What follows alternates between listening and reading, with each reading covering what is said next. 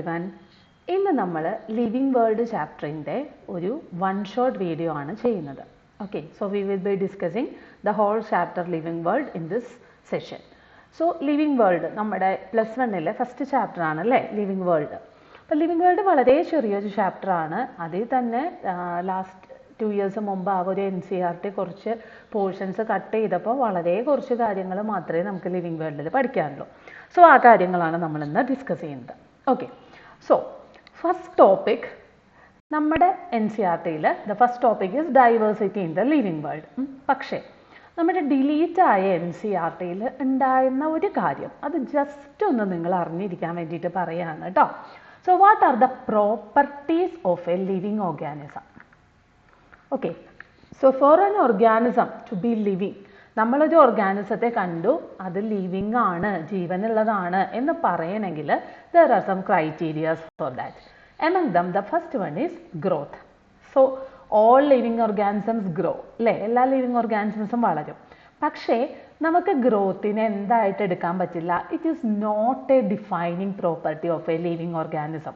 ഒരു ഗ്രോ ചെയ്യുന്ന object, grow ചെയ്യുന്ന എല്ലാവർക്കും ജീവനുണ്ടെന്ന് നമുക്ക് പറയാൻ പറ്റില്ല. അതിനൊരു എക്സെപ്ഷൻ ആയിട്ട് നമ്മുടെ ടെക്സ്റ്റിൽ അന്ന് പറഞ്ഞിരുന്ന ഒരു കാര്യമായിരുന്നു മൗണ്ടൻസ് ഒക്കെ. മൗണ്ടൻസിൻ്റെ സർഫസിൽ മെറ്റീരിയൽസ് അക്യുമുലേറ്റ് ചെയ്ത് കഴിയുമ്പോൾ മൗണ്ടൻസ് എന്ത് ചെയ്യും, അവരുടെ മാസ് ഇൻക്രീസ് ചെയ്യും അല്ലേ.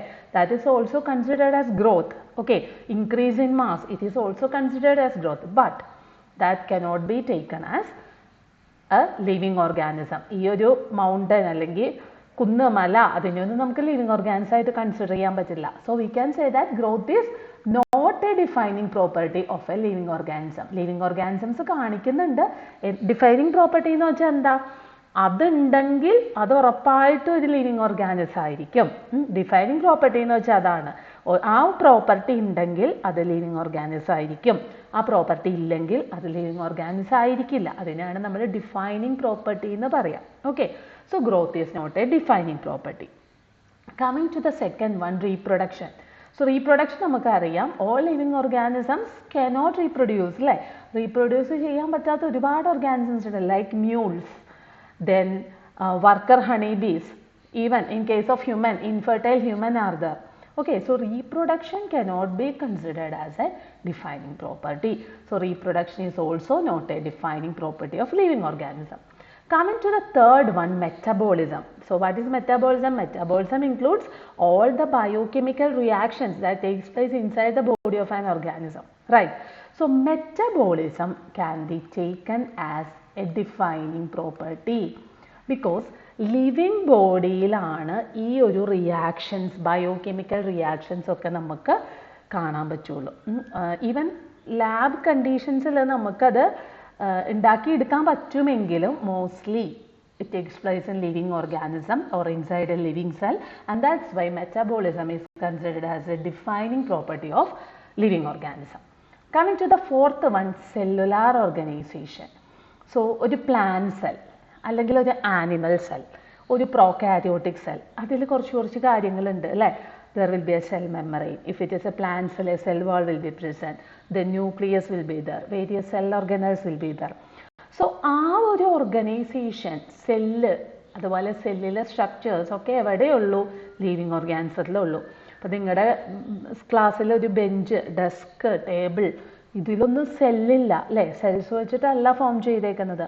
So a living organism is formed of cells, and the cells will have an organization, that is various organelles will be present in that cell. So this is also a defining property of living organism. Okay, coming to the last one, consciousness. ഈ നമ്മൾ ഈ പറഞ്ഞ 5 പ്രോപ്പർട്ടീസിലും ഏറ്റവും important ആയിട്ടൊരു living ഓർഗാനിസത്തിന് വേണ്ടത് എന്താണെന്ന് ചോദിച്ചു കഴിഞ്ഞാൽ ദാറ്റ് ഈസ് കോൺഷ്യസ്നെസ് ആണ് കേട്ടോ. So what you mean by consciousness? Consciousness is the ability to respond to a stimulus. സിമ്പിളായിട്ട് പറഞ്ഞാൽ അത്രയേ ഉള്ളൂ. നമ്മൾ ബോധം എന്ന് പറയുമല്ലോ, അതാണ് consciousness. It is the ability to respond to a stimulus. That means ഇപ്പം നിങ്ങൾ ഒരു ഹീറ്റ്, കോൾഡ്, ടച്ച്, അതിനൊക്കെ നമ്മൾ റെസ്പോണ്ട് ചെയ്യുക അല്ലേ. ഒരു ലിവിങ് ഓർഗാനിസത്തിനാണ് റെസ്പോണ്ട് ചെയ്യാൻ പറ്റുള്ളൂ. So consciousness means the organism should have the ability to respond to a stimulus. ഇനി കോൺഷ്യസ്നെസ് എന്താണ്? It is a defining property അല്ലേ? ആ ടെക്സ്റ്റിൽ പറഞ്ഞിട്ടുണ്ടായിരുന്നു NCERT-യിൽ കോമ പേഷ്യൻസിൻ്റെ കേസിൽ അവർക്ക് സ്റ്റിമുലസിനോട് റെസ്പോണ്ട് ചെയ്യാൻ പറ്റില്ല, പക്ഷെ അവർ ജീവനോടെ ആയിരിക്കും ഉണ്ടാവുക. അതൊരു എക്സെപ്ഷണൽ കേസാണ് കേട്ടോ. But in most case this consciousness can be taken as a defining property of a living organism. One more thing, only human have got the property of self-consciousness. നമുക്ക് മാത്രമാണ് അവനവനെ കുറിച്ചുള്ള ബോധമുള്ളത്. സെൽഫ് കോൺഷ്യസ്നസ് നമ്മുടെ മാത്രം സ്പെഷ്യാലിറ്റിയാണ്. ഇപ്പം നമ്മുടെ വീട്ടിലെ പട്ടിക്കോ പൂച്ചയ്ക്കോ ഒന്നും അതിനെക്കുറിച്ച് വലിയ ബോധമൊന്നുമില്ല. ഞാൻ ഈ ചെയ്യുന്ന തെറ്റാണോ ശരിയാണോ അങ്ങനത്തെ സെൽഫ് കോൺഷ്യസ് ഒന്നും അവരില്ല. സെൽഫ് അവെയർനെസ്, സെൽഫ് കോൺഷ്യസ്നസ് ഒന്നും അവർക്ക് ഉണ്ടാവില്ല അല്ലേ? So only human have got self consciousness. Okay, അപ്പോൾ ഇത് നമ്മുടെ NCERT-യിൽ ഇല്ല. പക്ഷെ നിങ്ങൾ നീറ്റ് എക്സാമിൽ വരുമ്പോൾ ഇതൊന്നും നോക്കണം. അതുകൊണ്ടാണ് കേട്ടോ ഞാനിത് ഇവിടെ ഇൻക്ലൂഡ് ചെയ്തിട്ടുള്ളത്. Okay, then coming to our chapter, living world. First thing you have to learn diversity in the living world. Okay, so in our living world or in our biosphere is a part of the earth where living organisms are present. In biosphere we can see different plants and animals. ഉണ്ടല്ലോ, നമ്മൾ പലതരം plants ഉണ്ട്, animals ഉണ്ട്, ആനിമൽസിൽ തന്നെ insects ഒക്കെ ഒരുപാട് varieties ഉണ്ട്. So we can say that the number of species described so far, that is 1.7 to 1.8 million species. എണ്ണമല്ലാട്ടോ നമ്മൾ പറയുന്നത്, എത്രയും സ്പീഷീസ്, ഇത്രയും ടൈപ്പുകൾ, 1.7 to 1.8 million species of organisms ഇതുവരെ ഡിസ്ക്രൈബ് ചെയ്തിട്ടുണ്ട്. ഇനിയും ഡിസ്ക്രൈബ് ചെയ്യാനായിട്ട് ഒരുപാടുണ്ട് കേട്ടോ, കണ്ടുപിടിക്കാനും ഒക്കെ ഒരുപാട് ഓർഗാനിസംസ് ഉണ്ട്. So this is called biodiversity. അപ്പോൾ നമ്മൾക്ക് ബയോഡൈവേഴ്സിറ്റി എന്താണെന്ന് ചോദിച്ചു കഴിഞ്ഞാൽ, it is the number and types of organisms present on earth. So biodiversity is the number and types of organisms present on earth.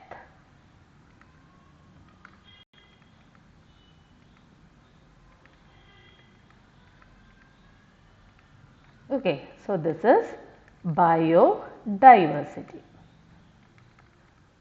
നമ്മുടെ ഡീറ്റെയിൽ ആയിട്ട് 12th biodiversity പഠിക്കും. Now you have to remember this much only, 1.7 to 1.8 million species are present in our earth. Then ഇനി നമ്മൾ പറഞ്ഞു 1.7 to 1.8 million organisms ഉണ്ടെന്നൊക്കെ പറഞ്ഞു അല്ലേ? നിങ്ങൾ ഒരു ഓർഗാനിസത്തെ പുതിയതായിട്ട് കാണുക. സപ്പോസ് ഇതാണ് നിങ്ങൾ കണ്ട ഓർഗാനിസം, ഒരു പ്ലാന്റ് ആണെന്ന് വിചാരിച്ചോ. ഓക്കെ, നമ്മൾ ഇന്ന് വരെ കണ്ടിട്ടില്ലാത്തൊരു ടൈപ്പ് ഓഫ് പ്ലാന്റ് നിങ്ങൾ കാണുകയാണ്. ഓക്കെ, അപ്പോൾ നമുക്ക് ഇതിനെക്കുറിച്ച് സ്റ്റഡി ചെയ്യണം. അപ്പോൾ നമ്മൾ ആദ്യമായിട്ട് ഒരു ഓർഗാനിസത്തെ കാണുമ്പോൾ നമ്മൾ കുറച്ച് സ്റ്റെപ്സിലൂടെയാണ് നമ്മൾ ആ ഓർഗാനിസത്തിനെ കുറിച്ച് സ്റ്റഡി ചെയ്യുന്നത്. Among that, the first step is characterization. For studying an organism, the first step is characterization.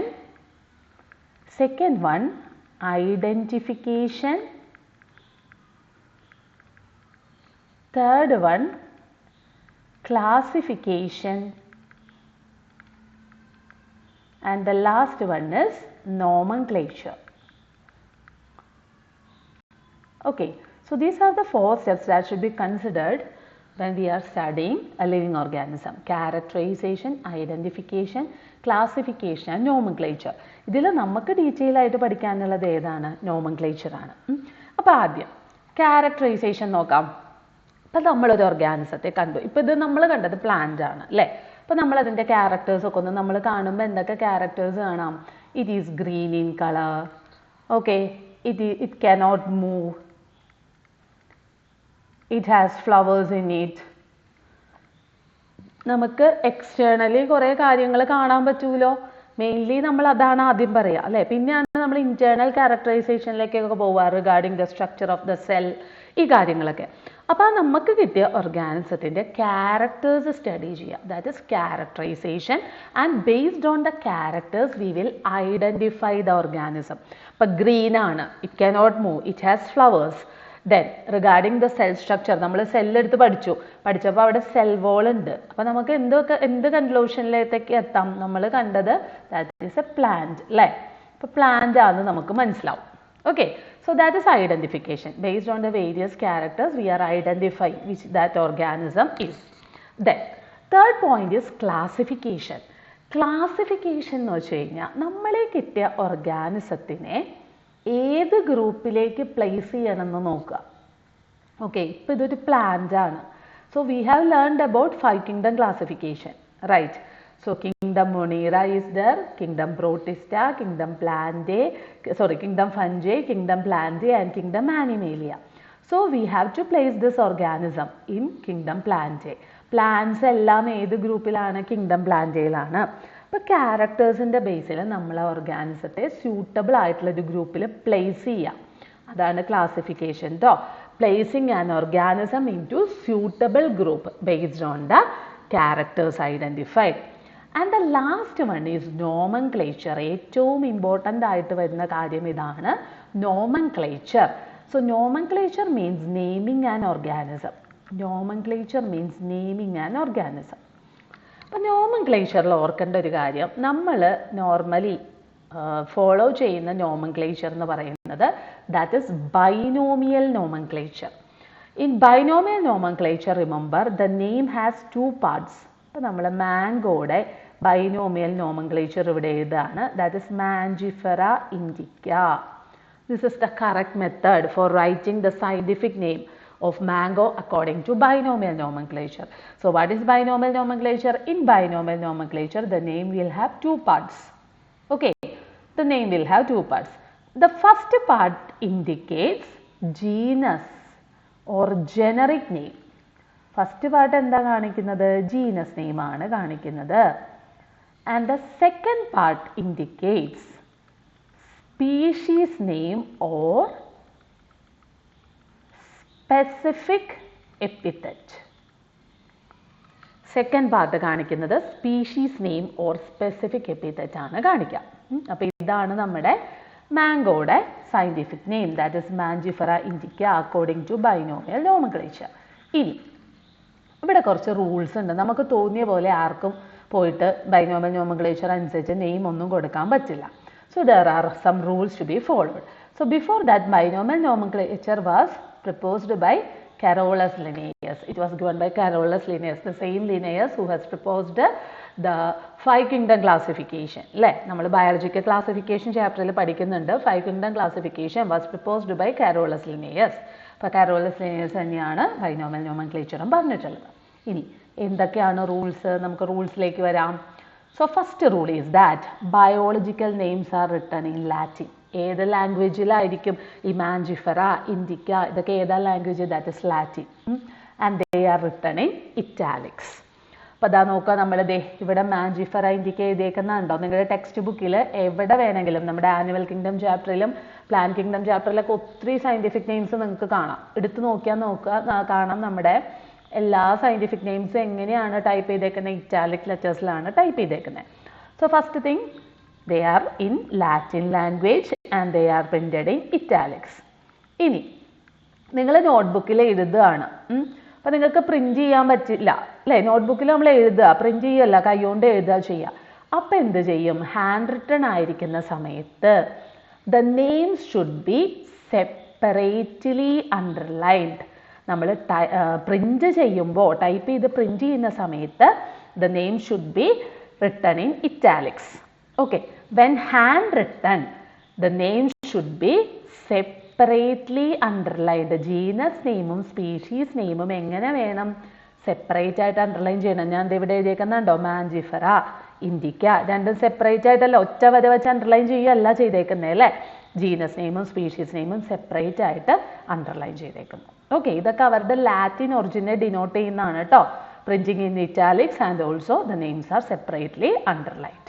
Then we have already discussed that the first part of the name indicates genus or generic name and second part indicates species name or specific epithet. First part എന്താണ്? genus name ആണ്. second part species name ആണ്. Then ഇനി ഇവിടെ another important ആയിട്ട് പറയുന്ന ഒരു കാര്യമാണ്. അപ്പോൾ അതാണ്ട് എങ്ങനെയല്ല എഴുതിയത്? Mangifera indica. എന്നിട്ട് ഞാൻ സെപ്പറേറ്റ് ആയിട്ട് അണ്ടർലൈൻ ചെയ്യുക ചെയ്തേ. എന്തുകൊണ്ട് എനിക്കിത് ഇങ്ങനെ എഴുതിക്കൂടാ? മാഞ്ചിഫെറ. ഒരു ഭംഗിക്ക് വേണ്ടി എനിക്ക് ക്യാപിറ്റൽ ലെറ്റർ ഇട്ട് എഴുതി എന്തെങ്കിലും കുഴപ്പമുണ്ടോ? കുഴപ്പമുണ്ട്. എപ്പോഴും ആരായിരിക്കണം ക്യാപിറ്റൽ ലെറ്ററിൽ സ്റ്റാർട്ട് ചെയ്യേണ്ടത്? Genus name should begin with capital letter and species name should start with small letter. Genus name എങ്ങനെ തുടങ്ങണം? ക്യാപിറ്റൽ ലെറ്ററിൽ തുടങ്ങണം.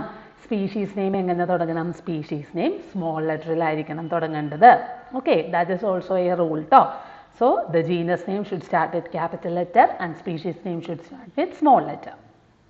Then another important thing is that name of author appears after the species name. So നമ്മുടെ Mangifera ഇൻഡിക്കയുടെ full name എന്താണെന്നറിയോ? Mangifera Indica Lin. Lin എന്ന് വെച്ചാൽ Linnaeus, Carolus Linnaeus. അപ്പോൾ ആരാണോ ഈ പേര് കൊടുത്തത്, ഹൂ ഈസ് ദ ഓതർ, ഈ പേര് കൊടുത്ത ഓതറിൻ്റെ name that should be given at the end in an abbreviated form. Full form എഴുതണ്ട.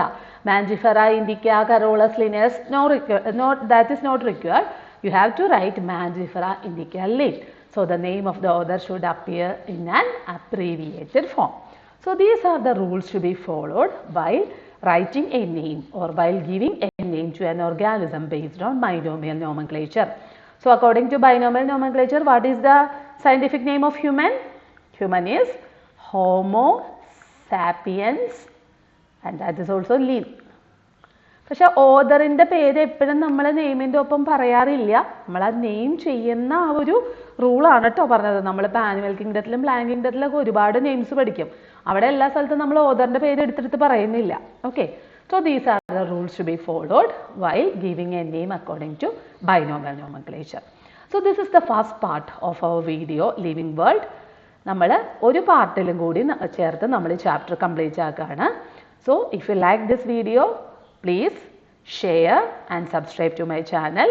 നമുക്ക് അടുത്ത വീഡിയോയിൽ ലിവിങ് വേൾഡിൻ്റെ ലാസ്റ്റ് പാർട്ടുമായിട്ട് കാണാം. Thank you.